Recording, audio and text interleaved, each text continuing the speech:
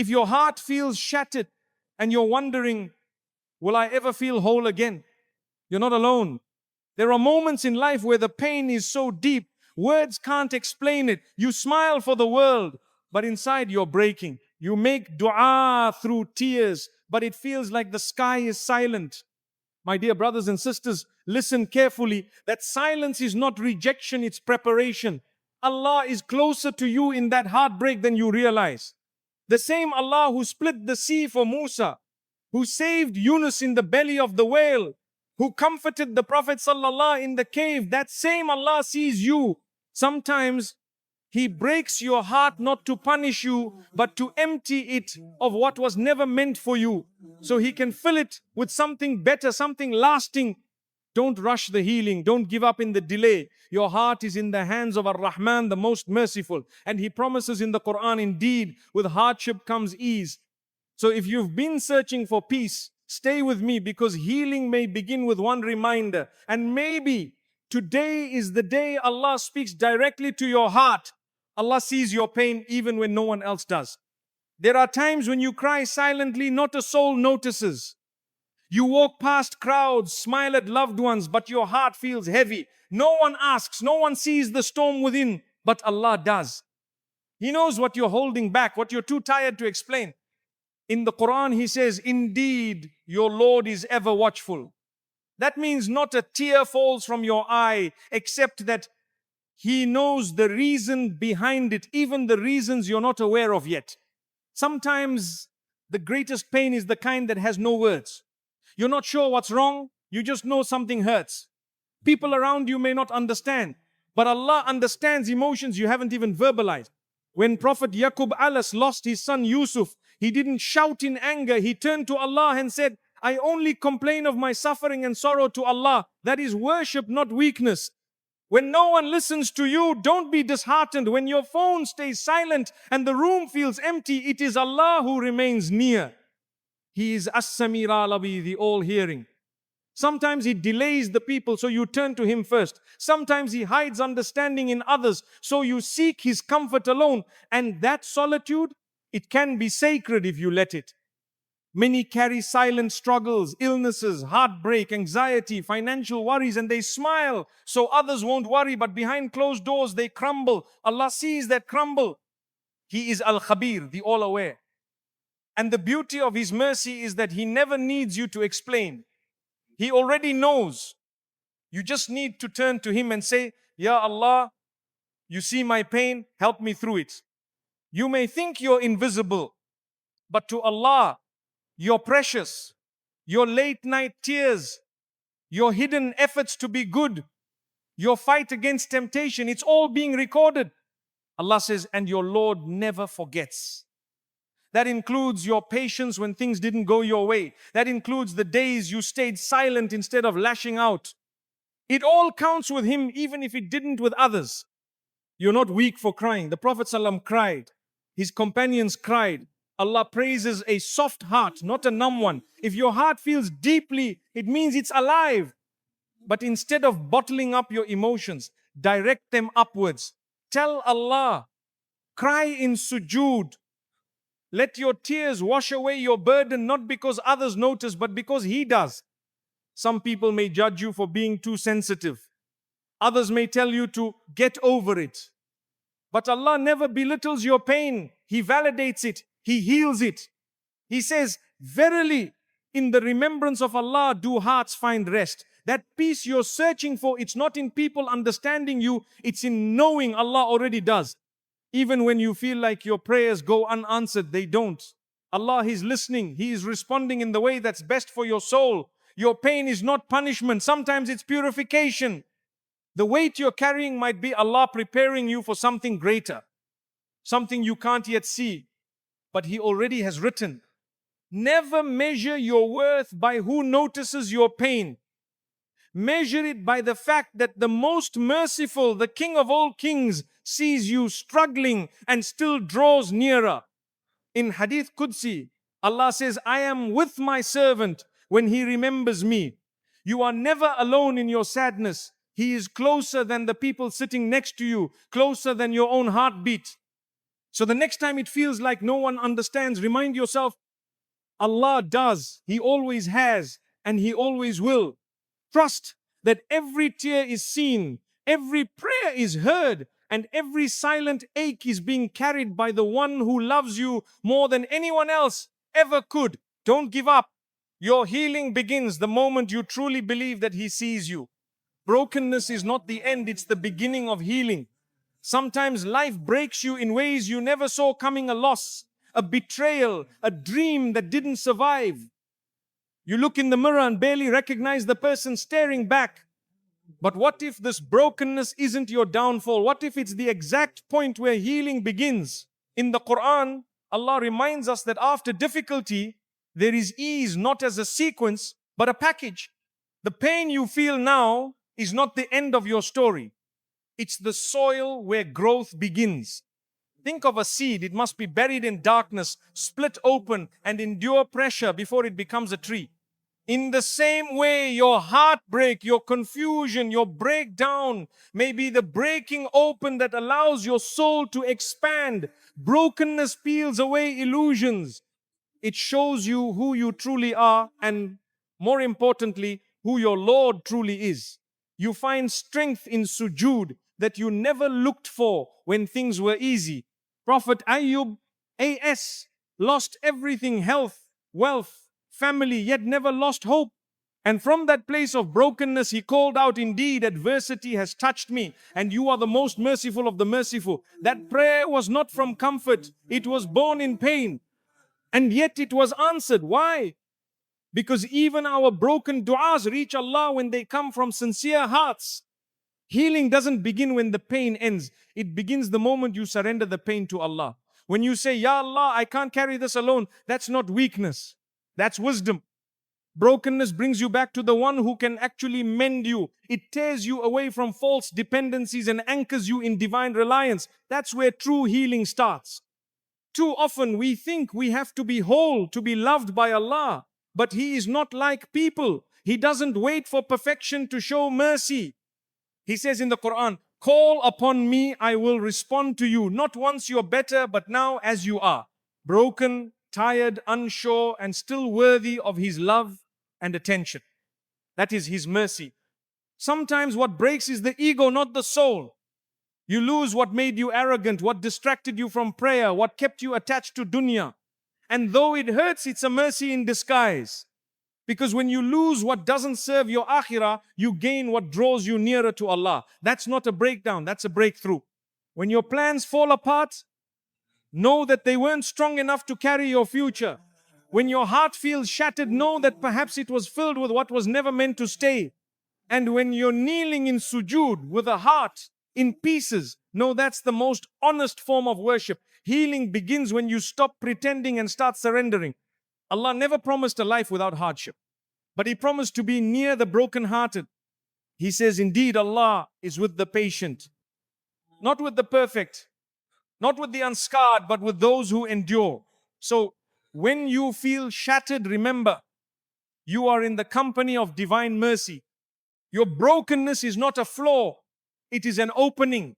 The most beautiful things in life are often born from pain, pearls from irritation, gold from fire, strong hearts from broken ones. If you're in a season of breaking, don't rush to escape it. Sit with it, pray through it, let it teach you, soften you, reshape you, and trust that Allah's working on your healing even while you're still hurting. So the next time your soul feels shattered, don't ask, "Why me?" Ask, "What is Allah building in me through this?" Because your brokenness is not the end of the road, it's the doorway into something deeper, stronger, more real. And on the other side of that door is not who you were, but who you were always meant to become whole in ways that truly matter. Allah's timing is perfect, even when the weight hurts. Sometimes we stand at the edge of our prayers, hearts heavy with hope, wondering why nothing is moving. We cry in sujood, we whisper du'as at 2 a.m., we ask again and again, and still silence. But what we call delay, Allah calls design. His clock is not ours, His view is not limited, and what feels late to us is right on time in His divine plan. You may not see it now, But every moment of waiting is a thread being woven into your greater story. Allah is not withholding out of neglect, He's preparing out of love. Sometimes the things we ask for are not ready for us, or we are not yet ready to carry them. Patience isn't passive, it's trust in motion. Every second of waiting is sacred if you know who you're waiting on. Think of Prophet Musa alayhi salam. He waited years before leading his people. Yusuf alayhi salam was thrown into a well, enslaved and imprisoned before becoming a king's advisor. Maryam AS carried the pain of public shame before the miracle of Isa AS unfolded. These weren't delays of neglect, they were divine pauses filled with purpose. In your own life, there are things you prayed for months ago that didn't happen, and today you're grateful they didn't. Why? Because Allah saw what you couldn't.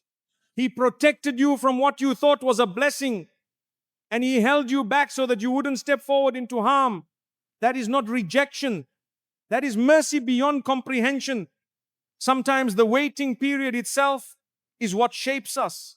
You become more patient, more sincere, more connected to your Lord. The pain of not receiving teaches you how to receive with humility. The longing teaches you how to appreciate. So when the blessing finally comes, it doesn't own you, it humbles you. We often forget that Allah is not just watching the clock, He created it. He is not late. He is crafting something for you that will arrive when it aligns with what is best for your dunya and akhirah. So when the wait stretches longer than expected, stretch your faith to match it. Because what He's preparing is worth the time. It's easy to trust Allah when the path is lit. But the real test is trusting Him in the dark when nothing makes sense, when no signs appear, and when the du'as feel unanswered. Yet, even then, Allah is working behind the scenes, beyond what you can calculate. He is aligning hearts, arranging moments, and removing obstacles silently, perfectly.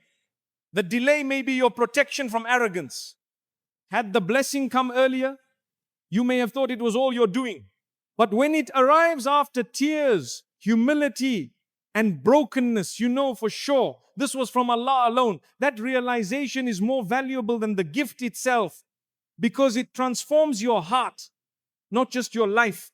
Sometimes Allah withholds because what you asked for is not small, it's extraordinary. And extraordinary things take time. He's not giving you scraps.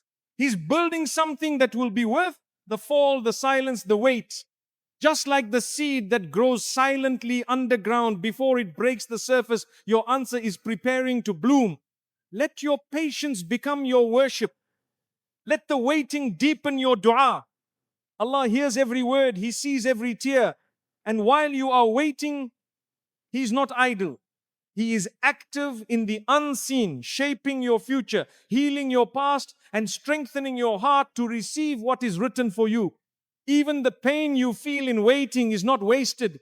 It refines you. It teaches you to detach from timing and attach to the one who owns it. So don't rush, don't despair. Don't think that silence means absence. Sometimes Allah delays not to test your hope, but to strengthen it. Because when the moment finally arrives, when the door opens, the prayer is answered, the weight lifts, you'll know why it had to take this long. You'll know that the wait was never a pause, it was part of the journey. And you'll whisper, Subhanallah, Allah's timing was perfect all along. Your tears are not wasted, they are du'as in disguise. When you cry in sujood and no one sees it, Allah does. Those tears that fall quietly, without words, are a language He understands better than speech. You may not know how to express your pain, but Allah hears what your heart cannot say. Your tears are not signs of weakness, they are sacred expressions of sincerity. In the Quran, Maryam AS cried out under the palm tree in agony and despair, and Allah responded with ease and provision. Her tears weren't ignored, they were heard, they were honored. Allah doesn't require perfect du'as. He responds to broken hearts that still turn to Him. Your tears are du'as in disguise, carried straight to His mercy. There are moments when life feels too heavy, when your chest tightens and you can't explain why, and then the tears come. That moment of vulnerability, of letting go, is a moment of surrender. And in surrender there is worship. In every tear there is a quiet submission. Ya Allah, I leave this to you. You might wipe your tears away and move on, thinking it was just emotion. But Allah doesn't dismiss those tears. The Prophet ﷺ told us, nothing afflicts a believer, not hardship, fatigue, worry, grief, or sadness, except that Allah expiates sins because of it. Even your sadness becomes a source of reward when paired with faith. Some of the most powerful du'as are made without words. They are made in silence, through sobs, through moments when your forehead touches the ground and your soul whispers what your lips cannot. In that silence, your tears become messengers, and Allah never turns away a sincere messenger. Allah says in the Quran, indeed, Allah is with the patient, and patience often comes with pain. The tears of a mother praying for her child, of a son missing his father, of a believer longing for relief, these tears are counted, valued, and returned in ways only Allah can design. Even the angels record your tears when they fall during worship, when they fall in loneliness for the sake of Allah, when they fall in quiet repentance. Your eyes may see them as a sign of despair, but in the unseen world, they rise as testimonies of faith. You weep, but heaven listens. You may never tell another soul about the pain you carry, but Allah knows. You don't need to post it, explain it, or justify it. That one tear you shed in the middle of the night could be the reason He opens a door for you tomorrow. Because Allah doesn't just see what's done publicly, He honors what's suffered silently. When you're wronged and you cry not out of revenge but out of hurt, Allah hears that too. When people misunderstand you, abandon you, betray you, and you silently weep, Allah sees. And every tear becomes part of your reward. Every injustice felt and released in prayer becomes fuel for divine justice. Tears soften the heart. They remind you of your humanness. They bring you back to your Lord. In the times of the Prophet ﷺ, the most beloved companions, Umar, Abu Bakr, Ali, were known to weep often, not out of weakness, but out of closeness to Allah. True strength is knowing when to cry and who to cry to. You may not see the result of those tearful du'as today, but one day you'll walk into something beautiful and your heart will know, this was the prayer I made when I was crying. That's the miracle of Allah's response. It doesn't always come quickly, but it always comes perfectly. Never feel ashamed for weeping. The Prophet ﷺ wept often at funerals, in prayer, in gratitude. His tears were part of his humanity, his humility, and he taught us that tears soften the heart and wash the soul. Your pain is not a barrier to Allah. It is often the very thing that brings you closer to Him. When no one else understands, when people say, just get over it, and you silently retreat, Allah becomes your refuge. He doesn't rush your healing. He doesn't belittle your